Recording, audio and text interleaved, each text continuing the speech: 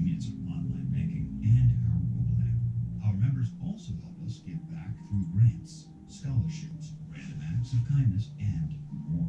Thousands of Arizonans have already joined Desert Financial, located inside the Payson Walmart.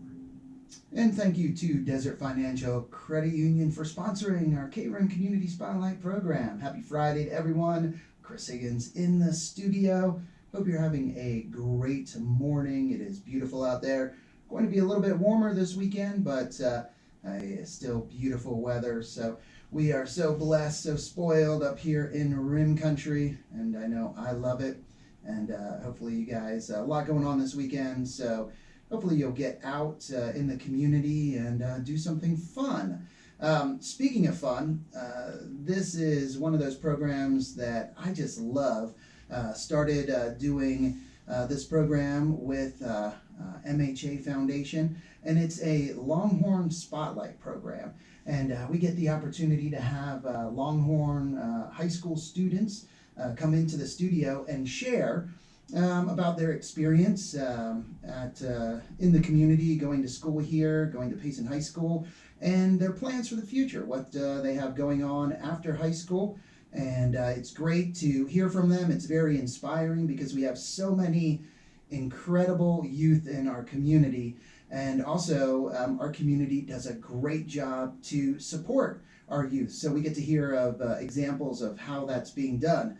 This morning, our guest in the studio is Emmy Whaley. Good morning, Emmy. Good morning, Chris. How are you doing this morning? I'm good. How are you? Doing great, thank you. Doing great. And Emmy is a senior at Payson High School. And I know seen Emmy a little bit because playing basketball and FFA. And we live stream the basketball games. So a lot of fun doing that over the years. And I know you've had a lot of fun playing basketball, haven't you? Yes, been one of my favorite high school memories too. Just play on the team, yeah. It's been good. And did you play, when did you start playing basketball? So we played in the driveway. Both of my parents love basketball, so I played with the family and in the driveway since I could probably start walking. But I started playing in the town league in 3rd grade, and then I've played every year since then in middle school, and then obviously all 4 years at high school. So. Wow, I know that's my favorite sport as well. I love basketball, and if you're listening on the radio, know that you can also watch the program on the KRIM FM Facebook page and YouTube channel. And Tasha Miller is watching, and Tasha commented, "Emmy is such a wonderful person and athlete." And so, yeah. Oh, thank you, Tasha. Yeah. And Tasha. Now, Tasha involved RVN3, right? Yes. Yeah, with and you see Tasha, I'm wearing my RVN3 hat. I love this hat, one of my favorites. And everything that RVN3 does for the community and for the youth, it's incredible. Amazing, yes. It is. So you know what? I guess we should start. I went right into basketball, but I guess tell us and everyone listening about you and yourself and your family a little bit, and yeah, so. Yeah, so I am the second oldest of 8 children, large family. My dad owns a roofing company up here in Payson, Whaley's Roofing, so he works very hard to provide for our family. My mom just actually got her loan originator license, so she's going to work through American Pacific Mortgage now. So she's just starting that out. And then all 8 of us kids are very involved. We all love to play sports and be involved in the community. I personally in high school have been a part of the basketball team. I got to be on the first ever beach volleyball team this year, which that's cool, isn't it? Amazing opportunity. People wouldn't expect a small town like Payson to have a beach volleyball team. So it's exciting. And now how many games did you guys play? I think we ended up only playing 14. 14? Okay. There was one home game that we got to kind of have a little senior night, but because of the way our courts are at Rumsey, because the program was so new, our courts weren't super nice to meet AIA regulations and stuff. So we're hoping once the new MHA park is built, they're doing a bunch of beach volleyball courts. So we'll get to have more home matches once that's built. And the team, you guys got to tour the park, the facility, Yeah. and shown where the beach volleyball courts will go, and that's exciting. Yes. So for future programs, that Yeah. will be really good. Yes, I think so. Yeah, and how many different teams was it? 14 or 14 different teams you played, or did you play like the same team a couple times? Or? They were all different teams except for one of them we played in like a pre-season scrimmage, so we ended up facing them again in the regular season, but otherwise it was all different teams. So. And are there quite a few teams throughout Arizona, beach volleyball teams in high school? Yeah, there's quite a few. Most of them are in the Valley, Tucson area. A lot of the northern teams don't, or northern cities don't have teams just because of weather conditions and stuff like that. But yeah, but with our proximity to the Valley, we're not that far away, so it works out pretty good. I guess traveling to those different places. Yep. And I'm sure those schools, once that park, Granite Dells, is built, and Payson, the beach volleyball team, has their home court, they'll love coming up here. Oh yeah, especially as it starts getting warmer towards the end of our season. In the Valley it was, getting hot, so they'll be happy to come up to the Rim Country to have nice weather to play in, so. Yeah, somebody you might know also commented on the Facebook Live, and Desiree Huff. Oh yes, our beach volleyball coach. Yes, and Emmy with little hearts. So I know kind of how it is, not from the child side or the kid side, but with our family we have 8 children, blended family, but still 8 children, and yeah, it presents I think that they enjoy that. There's some really fun things about it, but then some other things that are like, So what do you like most about having that many siblings coming from a large family? I would say, there's always someone there, like, never a dull moment or boring. There's always excitement, something going on, and someone that needs something or wants to do something. So I can never say I'm at home and bored, because with that many kids, there's always fun things happening or stuff to do. So. And how many boys? How many girls? So it's 5 girls at the beginning, and then the 3 little boys are at the end. So. Gotcha. So the oldest 5 are all girls. Yep. And then 3 little boys, little brothers. I know, my mom jokes that all of us girls help her so much with the little boy. She's like, oh man, if those boys would have been first, I don't know if you girls would have been here. No, there's a lot of truth to that, because boys, especially when they're younger, oh my gosh, they're crazy. So that's the opposite with us in our family, 5 boys and 3 girls. Oh. So yeah, it's funny. So what is something maybe that kind of wears on you a little bit with that many siblings? Maybe just like having kind of your own space, or like, having your own things, but as challenging as it is, and sometimes I'm like, I just want to have my own stuff, like, it's taught me a lot about sharing and having patience, which I think in life that's an important lesson to learn. So. Oh, it is. So do any of your sisters take your clothes? Yes. Oh, it's a community closet. Everyone's sharing each other's clothes all the time. Oh, probably your mom too then, huh? Do you or any of your sisters take your mom's clothes? No? Not so much. She kind of keeps her stuff on, in her room. Don't steal mom's clothes. No, that's off limits. Yes. So just among the sisters you can take clothes. Now after high school, what are your plans? What are you going to do? So I will be attending Northern Arizona University. I received an academic scholarship, as well as a lot of local scholarships I applied for. I've been blessed to receive those, so I'll be using all those to go up there. And I think I'm going to be studying computer information technology with an emphasis in data analytics. So. Wow. Yeah. There you go. And now, before the program, we were talking a little bit, and I asked if you would want to, or after college, or at some point, if you would want to come back to Payson. Yeah.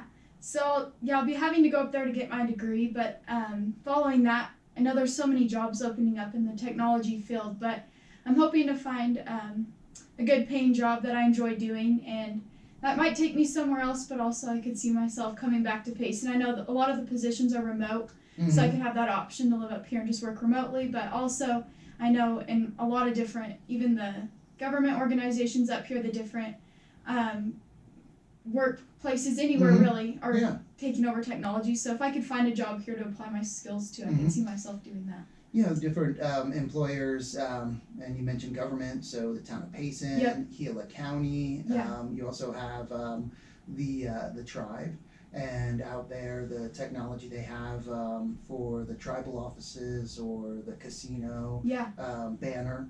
You know, it seems like any company really, you know, you have an IT person or Yeah. an IT department. Exactly. Yeah, and now this won't be your first exposure to college classes because you were part of the NAVIT program or the dual enrollment, weren't you? Yes. So actually, I thought about being a nurse before, so I began NAVIT classes my junior year, but I decided nursing wasn't the pathway that I wanted to take. So I dropped out of NAVIT, but I was still doing all of my dual enrollment classes, both Okay. online through EA and also the in-person classes. So I will have 45 college credits done when I graduate in just 2 weeks. So That is so cool. That is Yes. so awesome. And now, with that program, did you have to pay for those classes? no, so because of our Aspire Foundation, which is an amazing organization here in Payson that supports and invests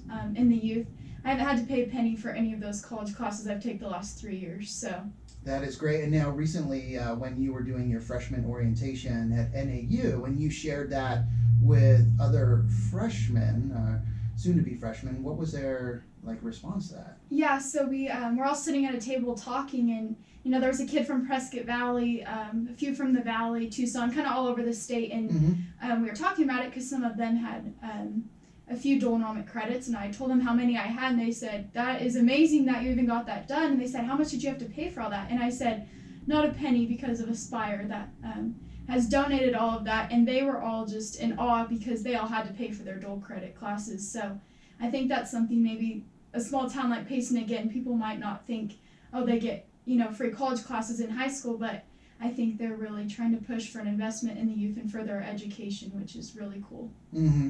And that is just something that is unique. I know we had Paul Brocker, who was with Aspire Foundation.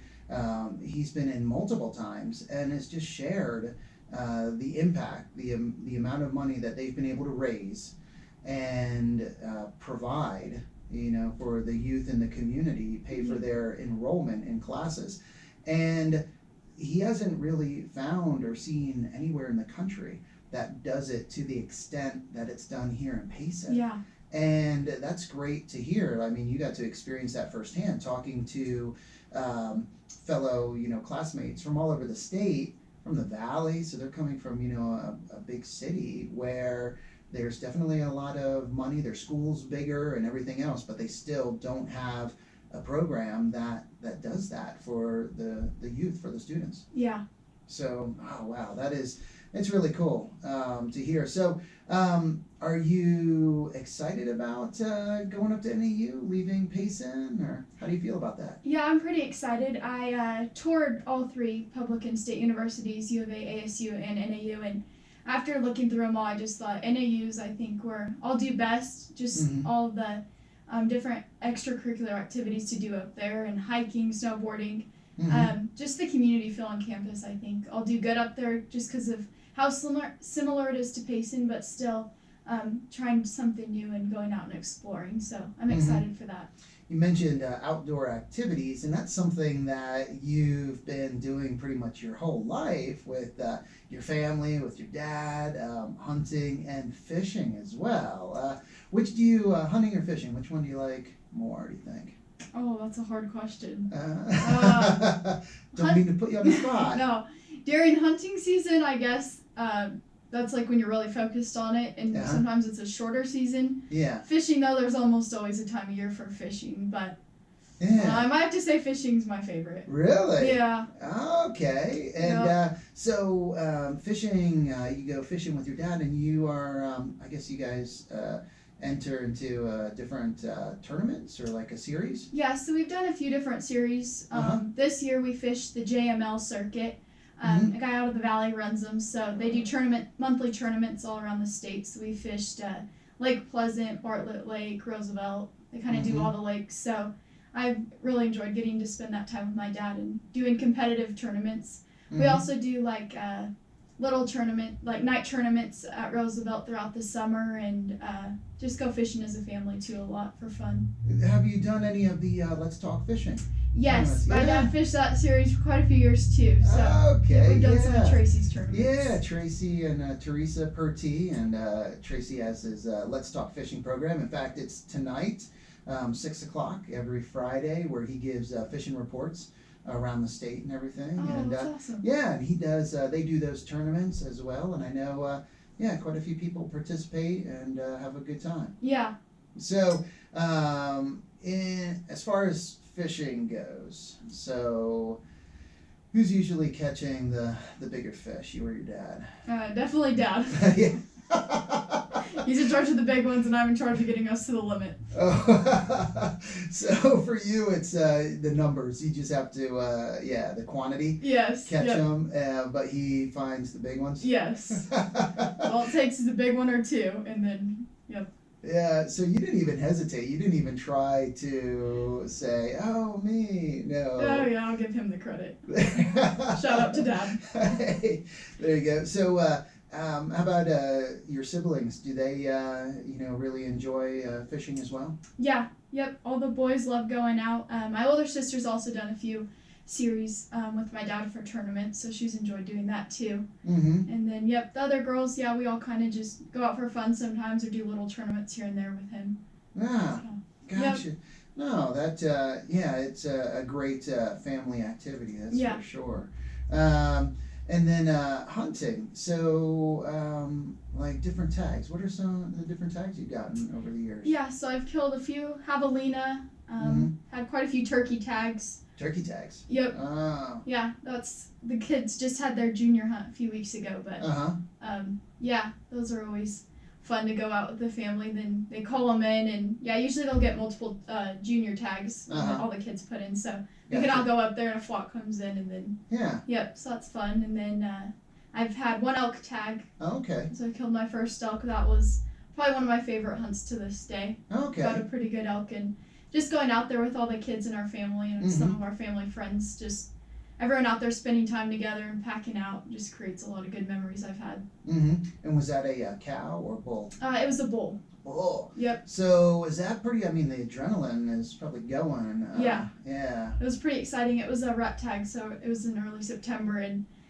they were just going crazy. So when he came in and I harvested him, it was just a really cool hunt that I'll always remember. Good memory for my first elk. Oh yeah, and now another mentioned earlier in the program, you've been involved in FFA, and pretty much all through high school. Yep, been in FFA. They actually start us in middle school. They have something called the Discovery Program, so it's like an after-school program, and you get to come up to the Ag Building and kind of see what it's about. And then I signed up for it my freshman year, and have been highly involved in it the last 4 years. So. Okay, and what are some of the animals you've raised while being in FFA?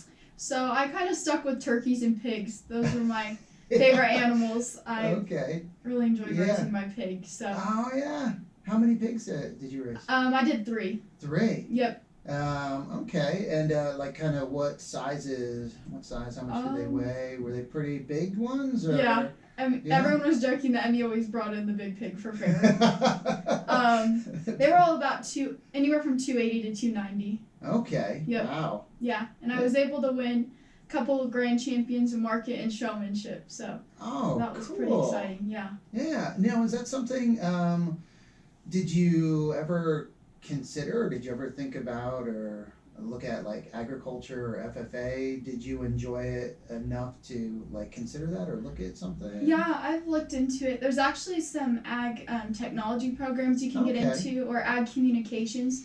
So I kind of thought about that, or even because I want to go into IT, I was thinking about doing the management side of it. Yeah. I know there's like a lot of land management and stuff working for the Forest Service, so I thought about I could do that too. That's an idea kind of sitting in the back of my head. But even if it wasn't me specifically, I know a lot of kids kind of come in contact with vet science and getting into plants and stuff like that. And I think the ag program does a really good job at opening those horizons to all the students in it. So. And that's something maybe people don't realize. I know I didn't realize until we started kind of getting more involved with FFA at the station. Just how broad or how many different areas the FFA program goes into. And like you pointed out, communications, marketing, there's just so many different areas that that FFA students get exposure to. Yeah. I know right now they're doing a big heavy shop curriculum part of it right now, and so all the kids are out there learning how to weld, do wood projects. And then we did the vet science, plant sciences, animal sciences.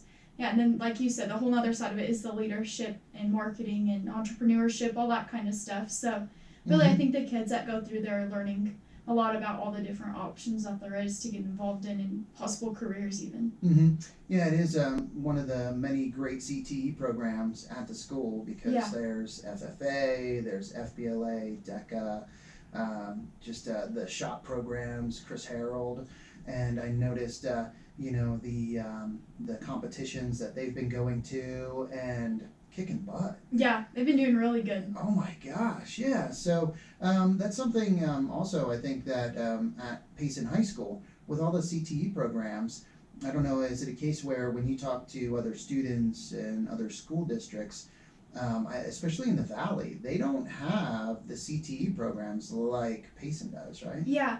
I know the kid I was talking to from Prescott Valley, he said they did have CTE, not as many as we did or the options that we have within it, like the internships and all that kind of stuff we've done. But they still had it. But yeah, the Valley kids hadn't heard of it. So I think CTE is something that maybe is on the rise, like starting to grow within schools. But I think it's cool that Payson has many as we have and how far we've advanced in our CTE programs already. And culinary program is another one.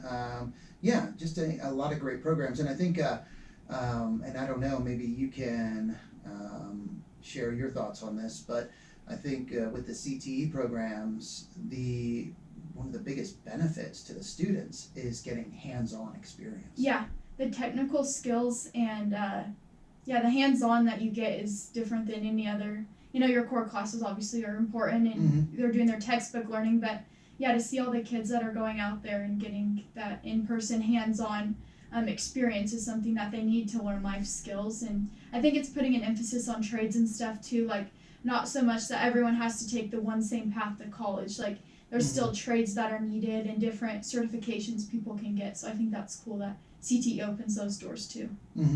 That is, I think there are so many great opportunities for the youth in Payson, for students, the high school students through NAVID and Aspire, paying for all the dual credit or dual enrollment courses, the CTE programs. So it's good. And then even a few little, I've also been a part of National Honor Society and Bassin Outdoor Club, Link Crew. There's a bunch of smaller clubs too, so even if some of the kids aren't getting high up or super involved in CTE, there's still sports and all those other smaller clubs too that they can get involved in. So. All right, and I know we started with basketball. I want to maybe end with basketball here. And your favorite basketball moment at Payson High School? That would be our last home game, our senior night this year. Okay. It was our first region win. I've been on varsity in 3 years, and just for our seniors to come together and win for senior night was an incredible game. It was so fun. Felt really good. Yes, felt very good. Beat Blue Ridge. And what do you like most about basketball? Like, what's your favorite thing? Is it scoring, rebounding, playing defense? What is it? What do you kind of, I don't know, gives you the most like satisfaction, or like when you do that, making threes, steals, I don't know, what? Yeah, I'd say my favorite is probably offense, like scoring down low. I play post a lot, so getting all those points in down low, or on defense blocking shots. That always feels good to block someone. Yes. So not in my house, huh? Oh, there you go. Say, nope. no, not today. Yeah. No. I think mine. offensive rebounds and then putting it back up. Yeah. Just kind of like somebody misses a shot and you're there and you're like, and then, scoring down low. And especially if you get fouled, then you get a chance for a 3-point play. Yeah. Feels And so ones, good. yep. Yeah, but that's funny, block shots. Yeah. Yeah, no, that's good. Well, hey, it is about 10:30. Wow. I know. Quite quick. I know, it does. And you did great. This is so good. Again, I hope everyone listening and watching, loves hearing from our high school students, the students in our community, the youth, and hearing about all the things they've done while here in school. So many great accomplishments and more to come. I mean, heading up to NAU and getting into the IT world. It'll be great. And then hopefully being able to come back to Payson and contribute, to the community and be a part of the community. Give back for all the support I've received. I'm so grateful for, everything that I've got to be a part of and the support I've been shown. So. Well, hey, it's you've done a great job. You've done a great job, and I know we'll continue to do great things. So thank you for all that you've done. And I want to thank everyone for listening, and also a big thank you to MHA Foundation for sponsoring this Longhorn Spotlight program, which every other Friday we have students Longhorn students, and hope you get a chance to tune in or watch and hear from the youth in our community and just hear them share about their experiences and all the great things they have done and have going on, their plans for the future. It is very encouraging, and really I'm thankful for the opportunity for us to be able to do this.